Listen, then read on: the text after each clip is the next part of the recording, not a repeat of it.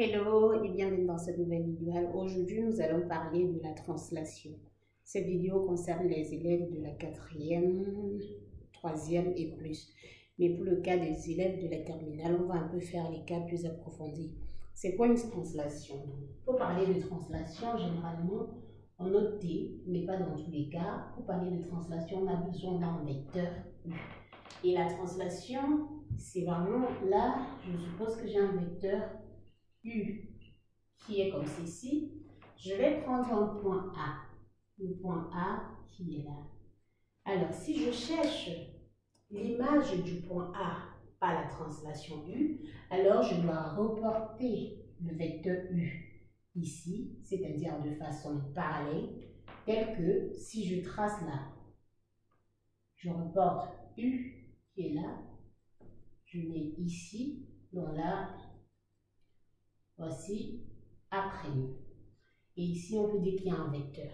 Donc, en quelque sorte, lorsque vous trouvez l'image du point A par la translation de vecteur U, alors on peut tout simplement s'en rendre compte que A, le vecteur A' est encore égal au vecteur U.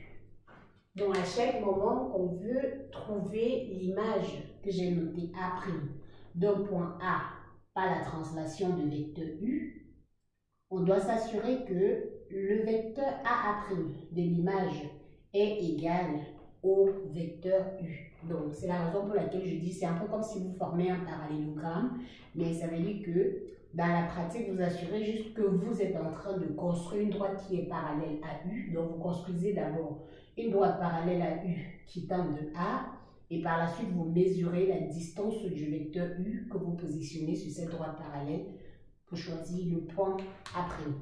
Je vais prendre par exemple, si vous êtes dans un repère orthonormé, si vous êtes dans un repère comme ceci, et là, je mets 1, 2, 3, et j'ai là 1, 2, 3, et je positionne par exemple ici.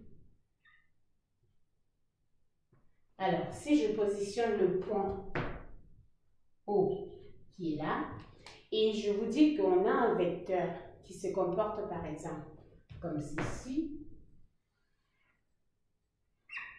le vecteur U qui est comme ceci.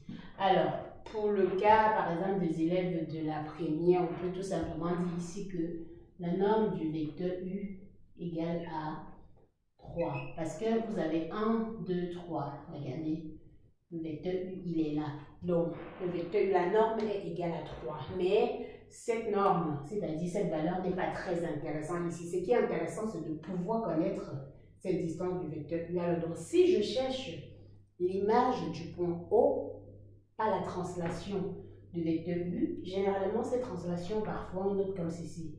Translation du vecteur U. C'est-à-dire, dans le cas de ce qu'on avait là, on pouvait dire que la translation par U du point A était égale à A'.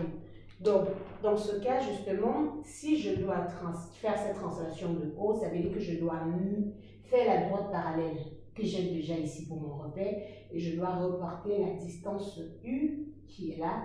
Je reporte cette distance, c'est exactement 3, et par conséquent, j'aurai O' qui est là. Donc, vous allez là.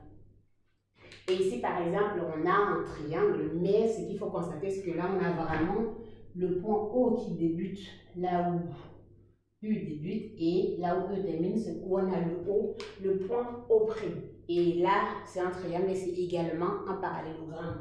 Et le cas de ceci, c'était vraiment là, vous avez ceci, vous avez un truc de ce genre. Mais toujours est-il que là, O' est encore égal à U. Donc, voilà le principe de ce qui concerne les translations. Donc, n'hésitez pas à me poser des questions en commentaire.